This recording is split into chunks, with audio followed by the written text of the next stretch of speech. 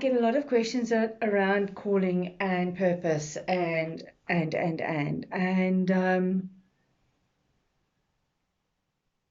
a lot of people go to ask me, they say, "Okay, I feel I'm being called to this, but how do I know that what I do is going to have an impact or is the right thing?" And I cannot tell you that the answer is very difficult because I struggle with those questions myself. Because I sometimes really believe I'm going to do something, or God has called me to do something. And then in my mind, after the fact, it seems kind of unsuccessful, or I did this wrong. I always second guess myself and think I could have done this rather than that, and that kind of thing. And a verse that always comforts me in my weakness, if I can put it that way, in my weakness and my ignorance, if I can put it like that, is 1 Thessalonians 5 verse 24.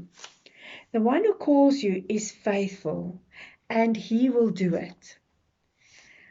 I just think we have to avail ourselves. We have to say, Lord, here I am. I know that I'm not perfect, and you have asked me to do X, and I'm just like really not perfect. And I'm here. I will do what you ask me to do. And then often after, like I've been to a ladies' function or that, then I go, oh, I should have said that, or I should have said that, or before I go, I fear so that my past, and I really am not an axe murderer, and I didn't take drugs, but I wasn't always that nice to people, and I sometimes disappointed myself and people around me, and I remember things that I did to people from ancient times. And then sometimes I have the opportunity to ask for forgiveness, and they're like, "What? When was that?" Then I think, I've been carrying this thing. But I'm so aware of my imperfections when I'm doing work for God. And a lot of people go, "Well, oh, awesome, that keeps you humble." But sometimes I think I say no to things that I could say yes to, because I think I should. Also, I say yes because I think God can fix it. And then it wasn't. But I want to encourage you because God can do it. So I can come with a message and I can tell you about the love of God, and I can misunderstand your circumstance. I can misunderstand the differences between our cultures. I can misunderstand so much. But what I'm willing to bring is an offering. And God takes that offering and uses it for the furtherance of his kingdom. And so often he is so gracious because I have people come to me and go, that was so amazing. And in my mind, I didn't say anything that was so amazing. But the Holy Spirit touches people beyond the words you have spoken.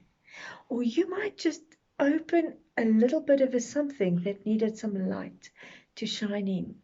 And then the light floods in. It's not you, it's just you help open that thing. You say, I struggled with this. And as soon as you say to somebody in your testimony, I struggled with this, their ears perk up and listen because they want to hear what your struggles were, because people are struggling and they want to know that there is light at the end of the tunnel.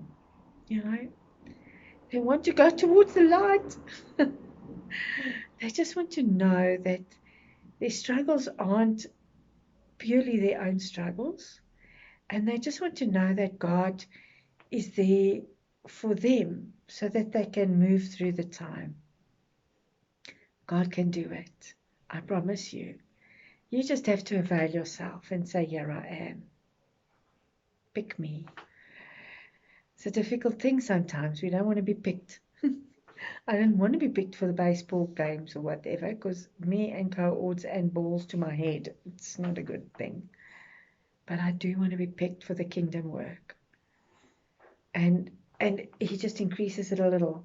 So he wants you to be here, but he starts here with you. And he loves the journey with you. You don't have to be perfect day one. I'm not perfect, as we have seen. Have a lovely day, and we'll speak again.